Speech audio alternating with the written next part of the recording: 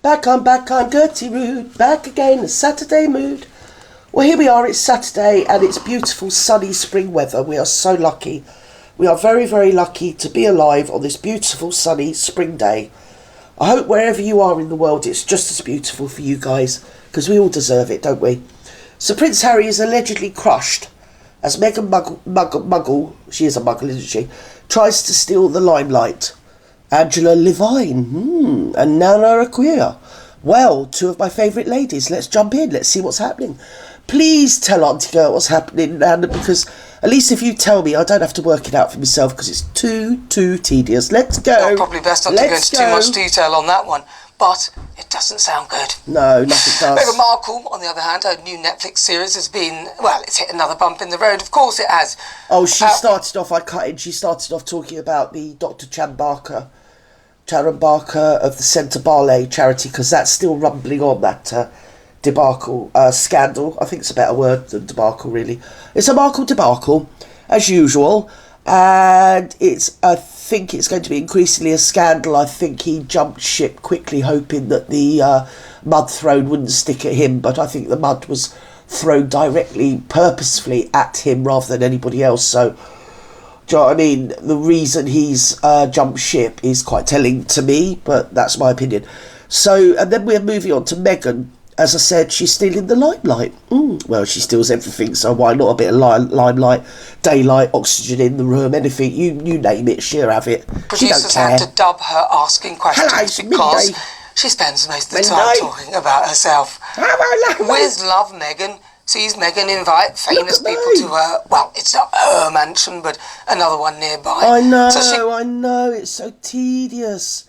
It wasn't her house even, it wasn't her veg patch, it wasn't her kitchen, it wasn't her garden, it wasn't any of her own kitchenware. She was just round somebody else's house, probably an Airbnb that they rented.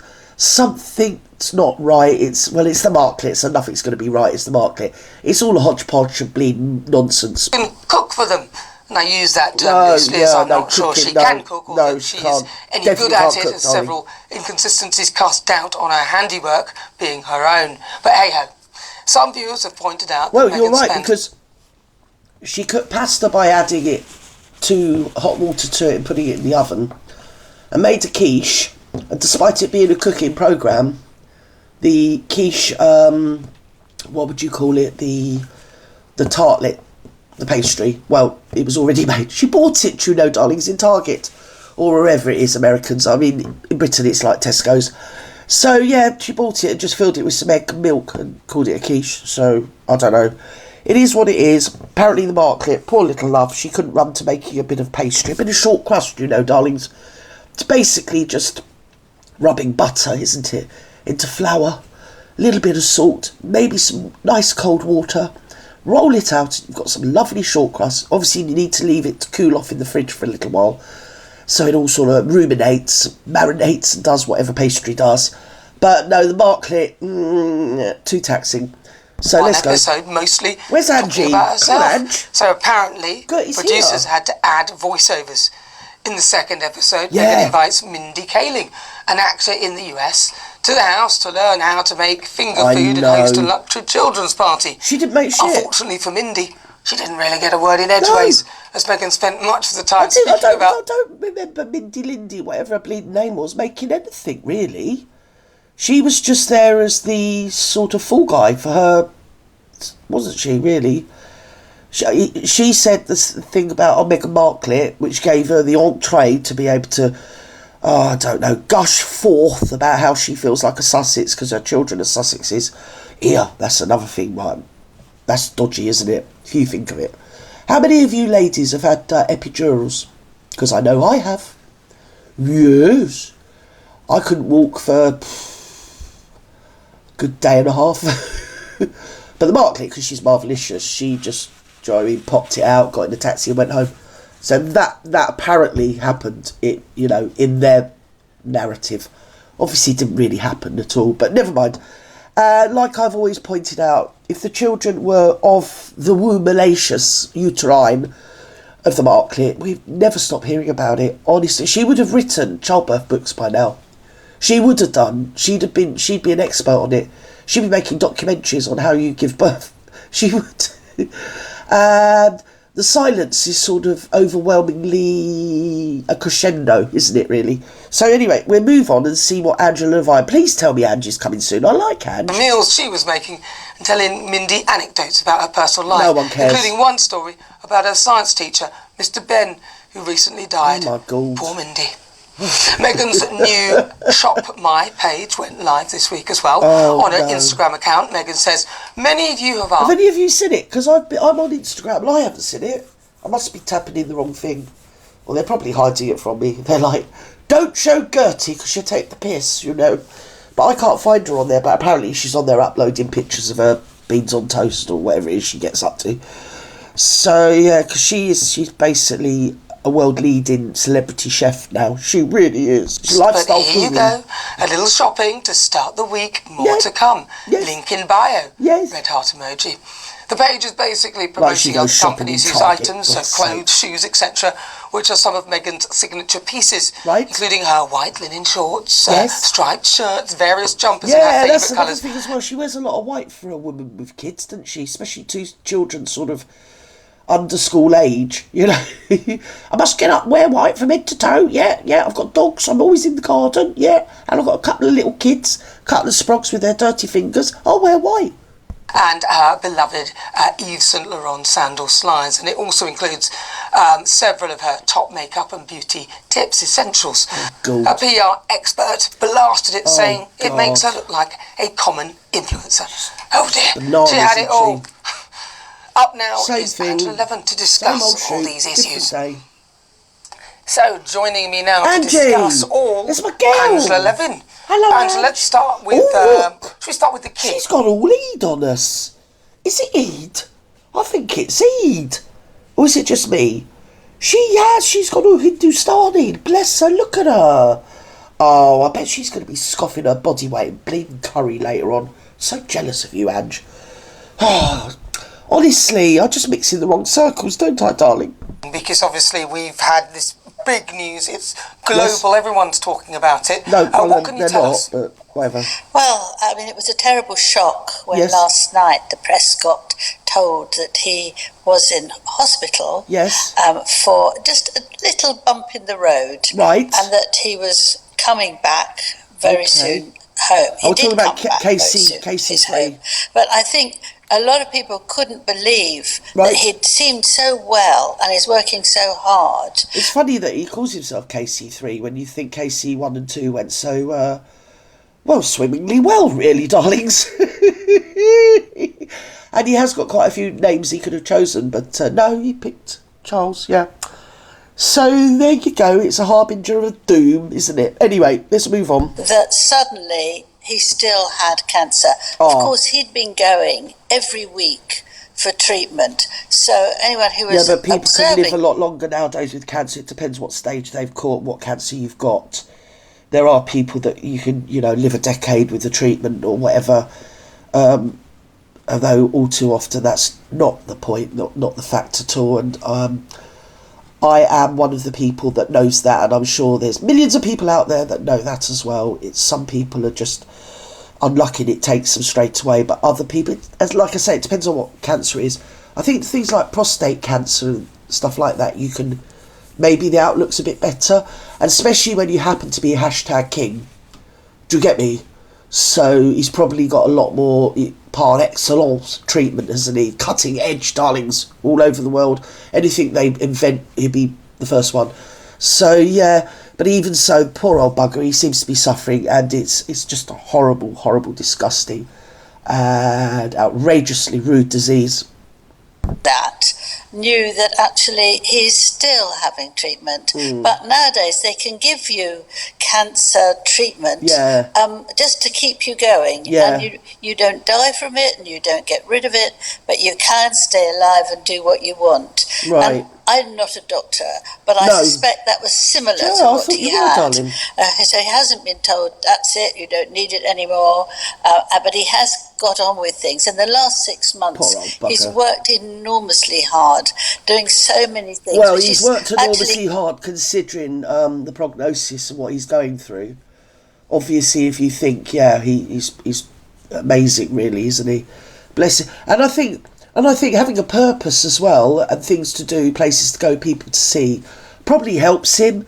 Because there's nothing worse than when you're living with that disease, that it envelops you and it becomes everything, your every breath, everyone around you, that's all they're thinking about or talking about. Or the other thing is trying not to talk about, but the air's thick with it. The unsaid is thick in the air. So the fact that he is a busy man probably does help to a degree. And it's best that you get on with doing your stuff, isn't it? As best you can while you're still on the planet, to enjoy your life every day. And it kind of focuses in on how valuable and how beautiful life can be and should be. And is, really, isn't it? Because we only have one shot at it, darlings, don't we? We really do. Keeps him upbeat. And that's what he wants to do, and that's what he enjoys. The more people, the better. I remember seeing a picture of him when he was trying to resuscitate a mummy, sort of, and he was pressing it to see whether whether nurses were telling him it's okay. He was putting a lot of energy in it, which I don't think he would do if he didn't feel very well. No, he's doing well. I think the thing that charmed me the most was the ladies' football team? So it was the Lionesses. He gave them a reception, or there was some sort of sporting reception at Buckingham Palace, and the Lionesses, being ladies and being a little bit cheeky and irreverent, but in a lovely way. It was irreverently reverent, if you know, or reverential. That one of them said, "Can I have a hug?" And he said, "What, me?" And she said, "Yes." And he said, "Why not?" And then they all whooped with delight and gave him a hug. And if you looked at his face, he just looked so happy. And that doesn't matter whether he's the king or not the bleak king. It was just lovely. It was lovely to see, considering what he was going through. I think that was... it was obviously in 2024 at some point, but it was obviously after his diagnosis and he was going through the treatment. So we all knew he had cancer. But I thought it was just delightful that he was so not being thinking, well, I'm going to be thinking about the Queen, but you would have never seen people hug the Queen in the way that they hugged him, you know. I know it's sort of a law and religion that in our country we've all got to gush about Queen Elizabeth, but not this person. And that's my opinion. And yes, so can't say too much because I'll get myself into trouble, but not a big fan, no, sorry. And quite like King Charles. I do. I like KC3 and I like Camilla. I think Millie's lovely.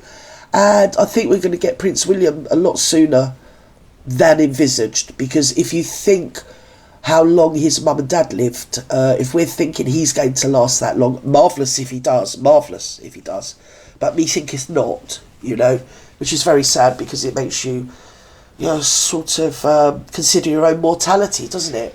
When people that all your life have been there all of a sudden aren't there anymore. Yes, it's very crushing, you know. I feel crushed, a bit like Harry. Anyway, apparently this was sort of the type of thing he would have had each week, but then they saw there was something wrong. We don't know what it was, but they wanted to test him, and then they let him home. And now they say it's forgotten, it was just a little bump in the road, as I just said, and that's it. But it could be his head could fall off, and they'd say that. It's literally none of our business because it's obviously his medical history. They will say anything just to cruise over it, give the public what they want. Oh, he's been to hospital, but he's fine, type of thing, isn't it? And if it is, it's like with Prince Philip, he always had a chest infection. Nobody ever said, well, actually, he's got cancer, you know, so it's that type of thing. Don't do anything the rest of today, don't do anything on Saturday, don't do anything on Sunday. No. Well, I think that generation, they were totally against anybody knowing what they had, even with the Queen. Nobody knew she had cancer until she died of it. That's sort of their generation more. Why they were like it, I do not know. But anyway, they were what they were. And I think they're the diametric opposite, because as soon as something hit the royal family, they were quite open about it, wanted to share it. Which, if there's other people across the world going through such a situation, to see people in the public eye, like poor old Catherine and KC3, going through this, it's not so alone. It can literally get anybody. I always remember when Linda McCartney died of breast cancer. I just thought, there you go, money really doesn't save you. No matter who you are, you can have all the money in the world, when that blimmin' disease knocks on your door, you've had it, haven't you? But she did die a long time ago. Was it 99? I remember it being in the 90s. So I remember crying. I don't know why, I'm just a soppy old bleeding malt, I am. But I just, it's so tragic, bless her little heart. I did love Linda, she was lovely, you know. Not too keen on him, but I do like Linda. Well, I obviously did like Linda. I thought she was a brilliant photographer. A good mum, sort of earth mother. And she got a lot of unnecessary shtick, didn't she? Just for marrying that bleeding oik. I mean, really, he should have been proud of her, not the other way round. But that's my opinion. If you love him, that, you know, that's the marvellous thing about humanity. We can all be different and have different opinions and yet still agree on the fact that it's nice to be nice, isn't it? Yes. So, love Linda and love George. George Harrison died, didn't he? Well, he died of lung cancer, bless his little heart. It's horrible disease. Cares for him and the love of the royal family is not going to put it to one side because you're naturally going to worry. So and what with the mark clip? You think, will everybody manage it? You know, there's Prince William, heir to the throne, and it might be very difficult. She's planning her all-you-can-eat buffet. You can see it in her eyes. You can see it. She knows what she's going for. She's going to go straight in for the poppadoms, isn't she? She's not going to muck about. Then she's going to be straight in on the jalfrezi. I'm so jealous of you. It's not fair. Yes, and the saffron rice as well. Well, I could almost cry. But for him, because Catherine has to be careful what she wants to do. Mind you, those two are very, very close. Catherine and the King. Yeah. Because they both have suffered from cancer and they both know what it's like. And if you haven't had an experience, something like that, it's hard for you to know. And when they were both people, and she says, oh, he won't listen to me, he's done too much. But I hope this time he will be sensible and do less, and she will keep her eye on him. You see her sometimes looking very carefully at him, as a loving wife would do. Oh, I love Camilla. I love Diana as well, but Camilla's all right as well. I mean, she's kept him off the street, and she, bless her. And she does love him. It's different if, like a certain other couple, you know that it's not about the love at all. I mean, she's got him, she's groomed Harry into believing that he's ruined her career. So he always feels pitiful and abjectly miserable and sort of to blame and responsible for all her woes. She spends most of the time on the floor sobbing, doesn't she? Especially if you've read Spare or any of her bleeding nonsense books or whatever. Yes, oh, it's so pitiful. That's not, you know, do you know what I mean? But Camilla does love him for all their faults and all the history and everything that's gone on. Her and Diana did love Charles. He was lucky that he was loved. Just to keep her eye on him. And, not all men could say that, you know. Let him relax. I mean, we all need to relax. He hadn't had a holiday for quite a long time. So he's got to allow that to help him. All right. Well, look, we all wish him the best, of course. And, you know, he's so... Don't you just have a holiday? This is what I'd say to him. Go to Disneyland. Just go to Waterworld or something like that. Sod it, or Planet Hollywood. Bugger it. Yeah, was it the MGM Studios or something they've got over there? You do that. Yeah, just do that. Sod all the cutting tapes and waving and this, that and the other. Just do what you want. That's what I would say to Charles. Mind you, with Charles, what he want would be halfway up the Himalayas, sat there oil painting something or other, or reading some deep philosophical book. That's him, innit? In his work, and he's serious about service to this country, and I for one, am very proud of him. Have you been getting a load of spam in your email recently? Well, I don't know what that's about. No one cares about that. Right, are we back on the mark, Cliff? This, for children who didn't have parents who had died from cancer. Who had died from, he thought it would help him get over it a little bit with his mother because there'd be so much to do. Right. So he did, after he left school, he was there for several months. And he turned into a different Harry, whereby he loved being with the children. He loved it. And they all said they couldn't believe that a boy of his age, you know, 15, 16, could hold a tiny child in his arms so patiently for so long. He loved that. And he also loved the fact that he could do odd jobs. So he was like, you know, someone making a bit of a fence and doing everything. And it's been his ideal place to go, really. Bullshit. And the other thing about it... He hasn't been there since he's been with the Barclay. I think he nipped off up there when they were in South Africa, and she stayed in South Africa, and he went to... Oh no, he popped into Botswana, didn't he? But weren't they camping in Botswana, and he knew when she had a crap in the bush that she was a keeper? I mean, these people are maniacs. I mean, do you know what I mean? Like, literally. In society, I'm probably something off the bottom of people's shoes. And anybody did that, you know? I'd be packing my tent up and going home, not thinking, oh, I think we should get married, you know? Was that Prince Soko had also lost his mother in a car crash. Oh, no. So the two of them had this contact, right. And it worked very well, and he's loved it. But the trouble is, he hasn't But he said he was going to look after that girl for the rest of her life. It would have cost him 20 quid a year. She's never had a penny out of him. 20 quid a year. Come on.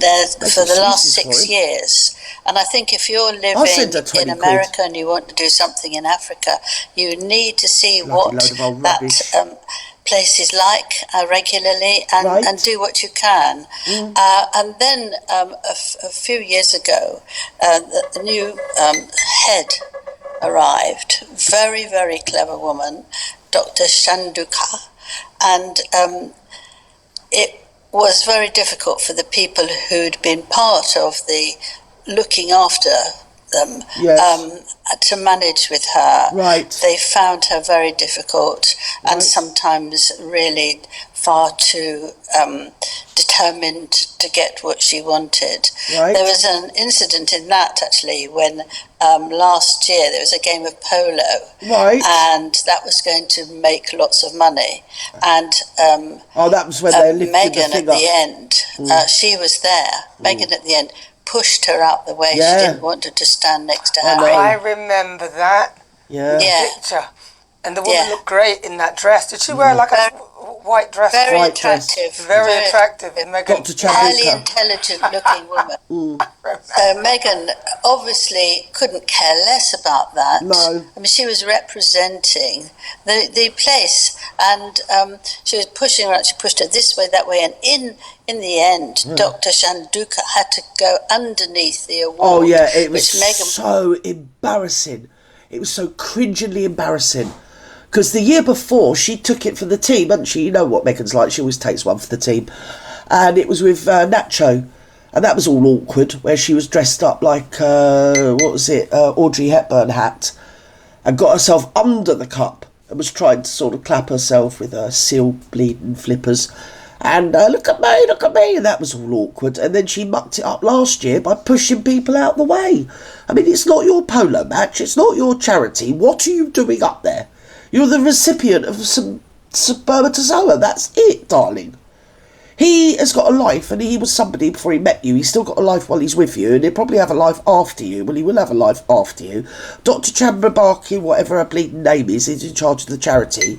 He was playing polo to raise money for the charity that she's in charge of. What were you doing up there, love? Daft old bull. Guess on my nerves, she's so pushy. Was determined to hold onto it, despite having done absolutely nothing at all. Nothing to do with And her. I imagine there was something rather left over there. But what she said, she put out just a quick word. There are people in this world who behave as though they are above the law and mistreat people, and then play the victim card and use the press. Sounds like she's talking about the Mark clip, but actually she's talking about Barry. Anyway, I've had enough. My phone's going off. It's like the hot house of the White House, whatever it's called.